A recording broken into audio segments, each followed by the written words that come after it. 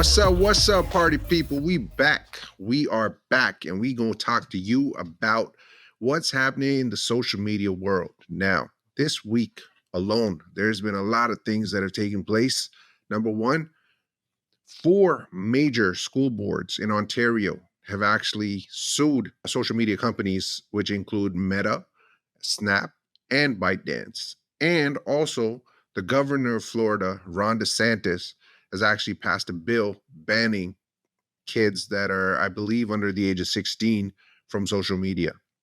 There's a lot to unpack here, and Amir, I definitely want to get your opinion. I mean, you have You kids, you deal with this situation, on a day-to-day basis. You're basically living through it, right? So I Yep. definitely want to get your opinion on what's going on, but let's share the news first.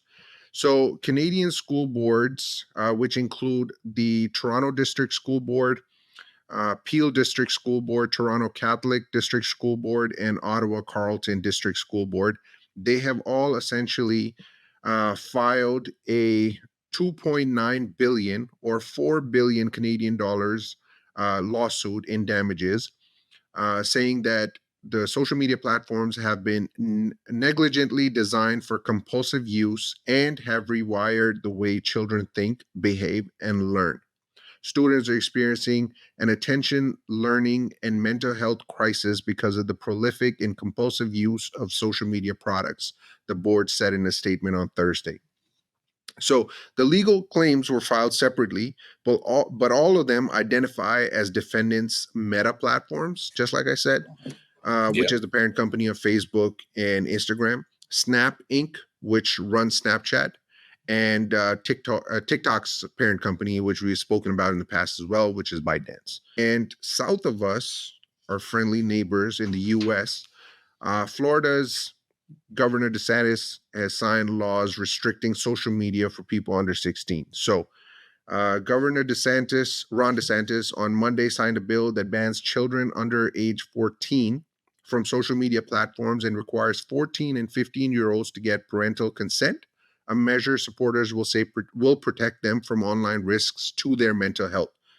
The measure requires social media platforms to terminate the accounts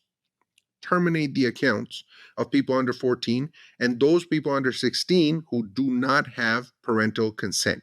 It requires them to use a third party verification system to screen out those who are underage. So, Mhm. I mean, I guess, that's one way to kind of police this and figure out who is in fact under 16, under 15, under 14, because Right. otherwise you could just put in whatever date of birth it is, right? And how would you really know? Exactly. So Exactly. so yeah, I think it's a good measure, but let's get into your thoughts first because I'm curious to know what you think, how it's actually affecting you so far. Like without, obviously Canada, we don't have any of these bans yet. So Yeah. Yeah. how is it affecting you on a day-to-day basis? What do you see from your kids? Are your kids on social media? So, okay, before we even get into who's on social media and who's not, I want to rewind back the picture and let's go Sure. back 7 years, 5 years, 10 years when Facebook originally started. Yeah. It started as a social media platform where it's your digital presence on the web. It's Mhm. you creating an account for yourself, regardless whatever age you are, and it's you for you to interact with the people keep up with people that you're in touch with that you cannot talk to on a daily basis, but then you post your updates, your feeds, whatever it is, just to stay updated on what's happening with people that maybe it's your neighbor, maybe it's someone who lives, you know, seven seas across, whatever the case may be. Right. But then over time, this evolved. And with this evolution of social media came all these other platforms like TikTok, Instagram, and all these other places. And just to keep up with all the other trends that are going on, Mhm. this evolved. And with this evolution came to a point where we stand right now, where kids are completely involved or completely into the social media. They might be sitting in class, but they will have their digital devices and they would be under the desk doing something on their social media, whether it be talking to somebody or just watching someone's posts of something funny or something serious. Who knows? Yeah. And I feel like, as we evolved, these social media platform giants should have done something to make sure that the content that's being released out there is appropriate to whoever it is being released to. And more so over there, the content that these people are viewing. So if I sign up for an account stating that I'm 17 years old, 99% of the chances are that I'm going to high school. They should have a restriction in there that, hey, you cannot use this platform during school hours. And it Mhm. doesn't have to be specific to your school hours, but just as a general time frame between 8 a.m. to 4 p.m. or something. And that's usually covers majority of the school hours anywhere in North America, I'd say. Yeah. But that's just just one way of controlling how kids use the social media platform. Another way is, of course, but now we're going into all these extreme measures where kids need to verify their age. They need parental consent and everything. But then again, you got to also see it that us as being parents, we're handing out these digital devices to our kids, even though our intention might not be that, hey, here you go crazy on social media. It's to make sure you can keep in touch with your kids and they can get in touch with you just in case they need, in case of an emergency or something. Mhm. But that's the reason why most of the parents are giving all these digital devices to their kids. And I feel that, yeah, some restrictions are good, but too many restrictions always turn out to have some kind of consequences. As for my kids, I think they're not on social media as of right now. They've been sheltered from it. I mean, Mhm. they do go online and they do go play Roblox and all these other games that are available online, like Fortnite and stuff. And they are on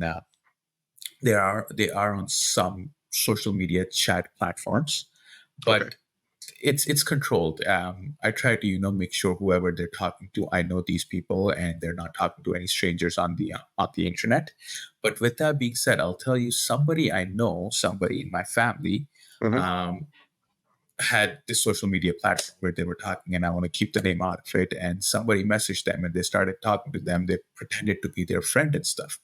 And what ended up happening was that they trusted them and they said that to you, hey, I'm going to give you all these credits and this and that in your Roblox account. You just need to give me your login credentials and everything. And these are young kids, you got to understand they're just entering teens, or they're just, about to enter their teens. And so them being naive shared their credentials. The next thing you know, their account was hacked. They took everything they had on their online Roblox account and they were locked out of it. So coming back to this social Facebook and TikTok and Snapchat bans, Mhm. um, I personally feel like that if you're going to try to go hardcore on this restriction, it will have some kind of a consequence that you do not see today, but it will come out eventually. We need to take some kind of a midline where it's not too extreme on the right and not too extreme on the left. And that might work a little bit better. And that could be something where the parental consent comes in. That could be where these time restrictions comes in, that you're not able to use these platforms if you're of a certain age between school hours or between the hours you're in class or something. Regardless, you're on lunch, you have a spare, whatever the case may be, you involve yourself in other activities. Like, I remember us growing up, we did not have all these things.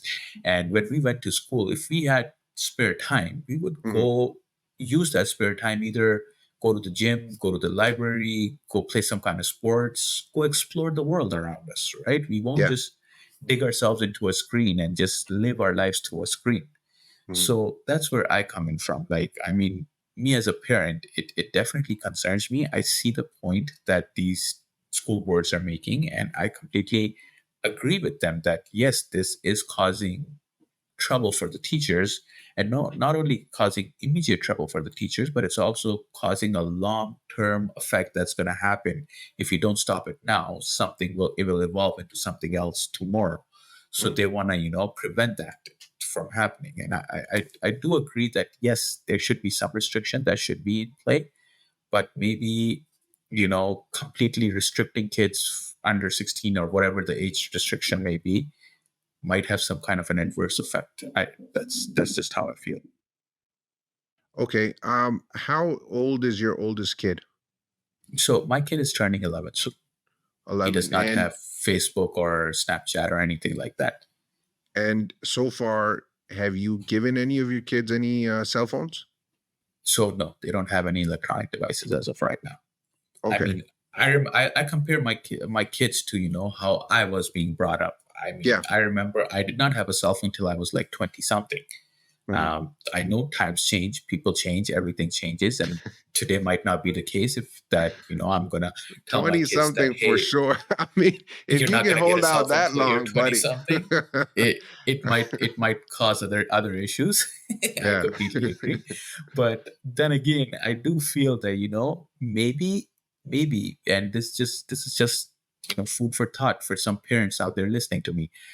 Maybe if you're going to give your kids a cell phone device or any kind of device to stay in touch, maybe give them a non-smart device, Mhm. just enough to talk and text.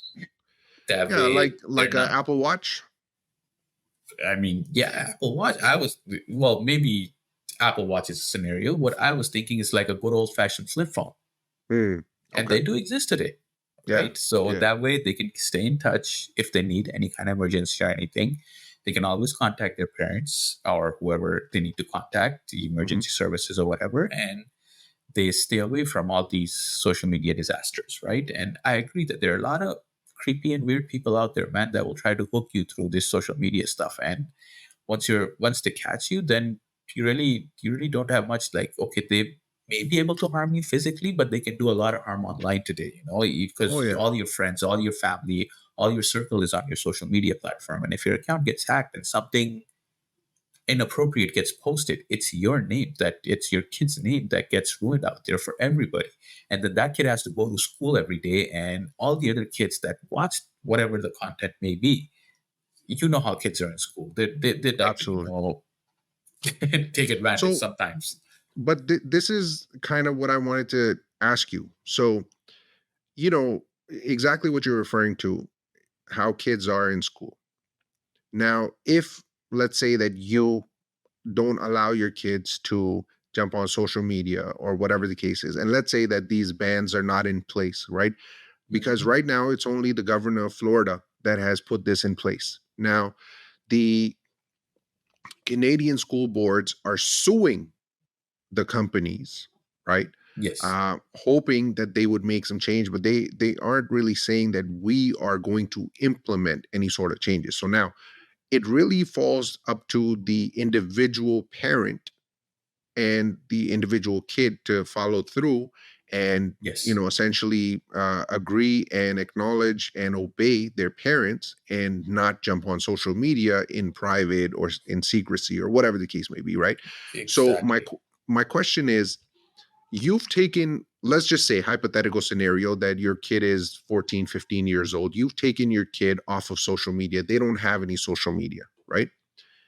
But here are five other kids that have social media, and now they are targeting your kid or bullying your kid, saying that, oh, well, Yes. he doesn't have social media. They're taking pictures of him, Yes. posting it. Basically, what's happening in the world today, by the way, Yeah. right? Yeah. This is what's Yeah. going on. Cyberbullying is real, right? Yes. Which is why we see, so many instances. We hear about these stories of kids being cyberbullied and committing suicide and this and that, and it affecting the mental health. Like, this is Yes. in fact a crisis. So my Yes. question to you is, what do you do in a scenario where it's not a law, it is up to the individual parents, and Yes. you feel that your kid would essentially be targeted in a Yes. system where other parents might not agree, or other kids have other resources that they're able to use to jump on social media and stuff like that? What do you think? What do you think of Yeah. that scenario? So I'm glad you brought it up because I want to, share this my 2 cents over here. So I think what it comes down to is, your bond with your kids, boy, girl, whoever it is. You as a parent need to bond with your kids and show them both sides of the picture. Yes, social media might make you look cool in school, but it also comes with a lot of other side effects that may not be beneficial for you. And that bond is where your kid should be, open enough and feel comfortable enough to come and share with you that, hey, I'm getting cyberbullied. My friends are picking on me because I don't have a social media account or something. And Mhm. your kid, he or she should be able to come and tell you this openly that, hey, this is what I'm facing. And if your bond with your kid is that strong that he or she can share this information with you, then I think you and your you and your kids can find a way out through this, because high school is temporary. You're gonna, you can explain to them, okay, this will pass. This is just a temporary thing. It's only for the time being. You're gonna go into a next grade and you might not have the same friends anymore. And they might not even, keep up with this like cyberbullying. Like, yeah, they're doing this today, but after 2 months of summer vacation, when you go into the next grade, even if you guys are in the same grade again and in the same classes, they might not even remember it or something, and this might pass through.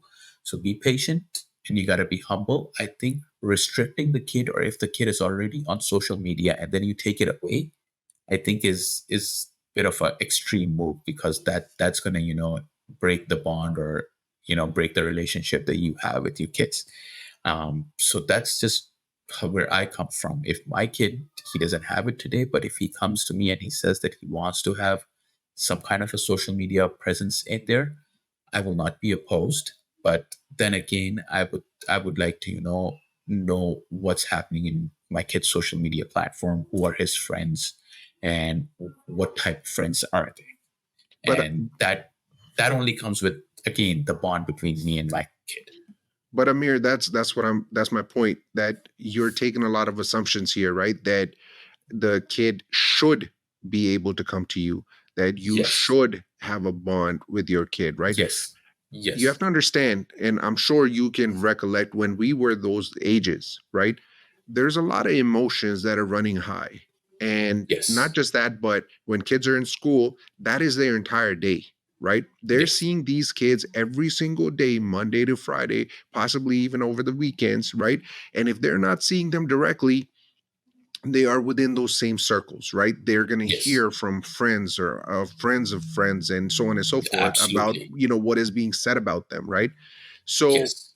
what if you don't have the type of relationship? What if the kid keeps it to themselves, that this has been happening and stuff like that, right?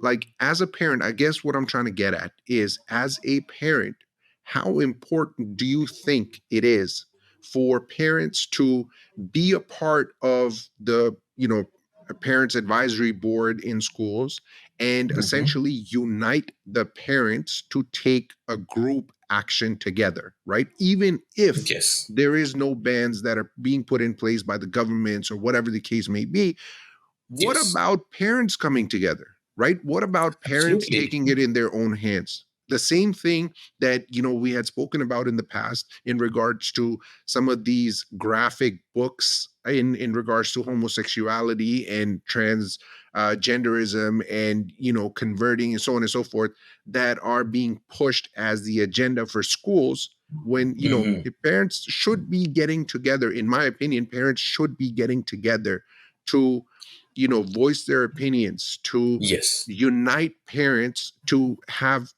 a one unified solid step towards helping their kids and helping their kids grow. What do you think of that? Absolutely. I think that's a great idea. Parents should come together, and I have seen that, anytime any parents, and I feel like the Canadian school system is doing a really good job over here. Anytime any parent has even the smallest of concern about their kids, Mhm. they've done a really good job following up, making sure that the problem is addressed, and the solution that they are providing or they're implementing is working for the benefit of the kid. It's not just something that will put a stop to it and just, have the kid hold the vengeance inside them or something.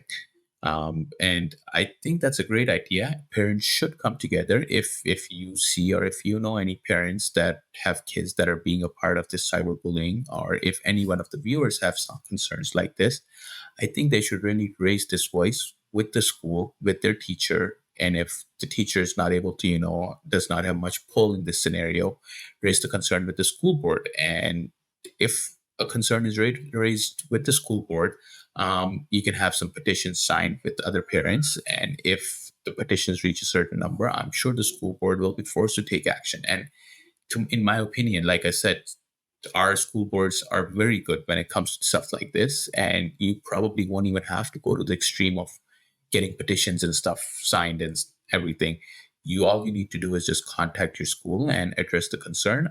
They have parents teacher meetings once every few months. Mhm. Raise the concern. If it's something small, you can wait till you get those meetings, get into one of those meetings. Where if it's something bigger, then you can address them immediately.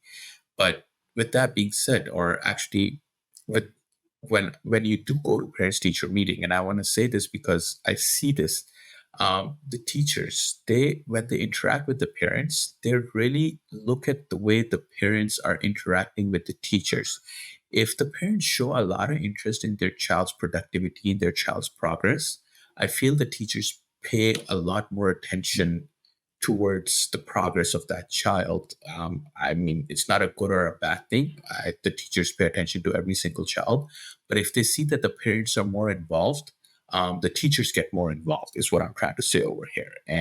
If and that's one message I would like to convey to our viewers over here, that whenever you have some kind of parents teacher meeting, always try to attend it and always try to participate and pay a lot of focus and attention to what the teacher is saying and have some kind of output with whatever the teacher's comments are in regards to your child. And that definitely helps. Okay. And let me pose another question to you because I'm interested in hearing what your opinion is. What if the scenario is reversed and instead of your kid being targeted, your kid is actually the bully, Is the right? bully. Yeah. Yes. And so how much of this would would you say is the kid's fault and how much of it is the parents? So you say this, it reminds me. Um, it, the kids are a reflection of what the parents were, I guess. If I was a bully back in high school, chances are my kid would inherit something like that. Okay, no, maybe not. It's again, I'm gonna take that back. But if your kid is the bully, Mhm. I think again it comes down to the parent himself trying to, because even if, say for instance, I was a bully when I was in high school, Mhm. my state of mind, my state of thought was completely different than what it will be 20 years from when I'm 17 to 27 or 37. Right. And my thoughts when at the age of 37 or something, or even 47, would be a lot more mature, a lot more wiser than what they were back when I was 17. I would be not as hot blooded at that point. So, and I'm sure many you can relate to that. Yeah. You're laughing. So if you feel that your kid is the one that's bullying, and I think you need to connect with your kid again and show him the other side of the world as well. Show him or her, I should say, that Mhm. hey, it's not a good thing to be the bully. Nobody likes being bullied, and I see a lot of campaigns that go on in school about anti-bullying and stuff, and how they're trying to show that being a bully is not a good thing. But the parents' involvement is crucial in this scenario. They need to step in, they need to, in a very humble and polite way, get the message across to their kids that being bullied doesn't mean you're cool.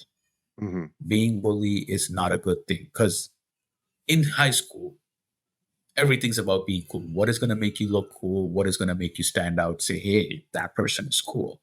Let's hang out with that person. And if you have a kid that is bullying other kids, I would strongly advise the parents that try to connect with your kid in the most humble and patient way possible. Do not take any extreme measures, because that never helps.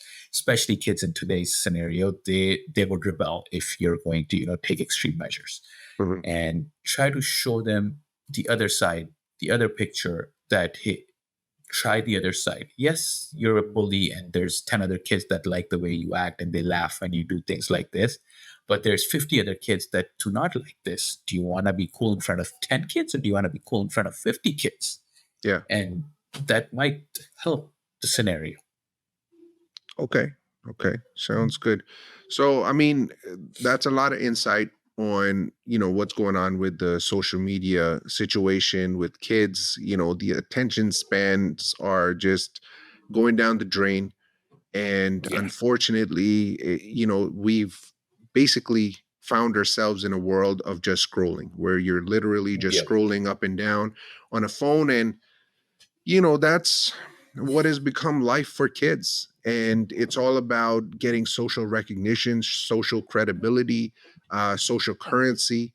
And I don't know, I just feel that we're headed towards a very dark place, because when everybody starts pushing towards a certain mass, and with just basically having their entire lives turned upside down towards something. I Mhm. just think, it's not a good look. The reason why is because everything is good in moderation. Anytime you go above and beyond that, anytime you become an extreme, not an extremist per se, but you reach any extremes in anything, more often than not, it's not really good. So, It's with that exactly. said, yeah, with that said, I think the lesson here is connect with your kids, uh, play a more involved role within your kids' lives. Pay attention to the small little details, pay attention to what's happening in their life, give them examples, give them a reason to follow you through you being the example, right? Through your Exactly. actions. You, And you you know want to make your kids to be a better person than you were, right? better You version of want them yourself. to Yeah, be a better absolutely. version. Exactly. Exactly, 100%. And unite with the parents in your kids' schools. Get together with them, join the parental boards and the advisory boards, and go to the parent teacher meetings and stuff like that, and have your voice heard. And I really believe that if parents do unify and try to create a better future for their kids, I think the kids will benefit from whatever the parents are Absolutely. sowing. So Absolutely. that's just it, guys. I hope you guys like this discussion. If you do, please like, subscribe, comment below, and definitely let us know what your thoughts are in regards to the social media bans, if it should happen, shouldn't happen, why, and what experience you guys have had with your kids. I'm sure that anybody reading the comments, even new parents or parents to be in the future, would greatly benefit your input. Absolutely. And All I right. hope this helps. Our I information helped. Definitely. We hope this helps. Signing off, it's your boy Raheem and your boy Amir. We're going to be back with another great one very soon.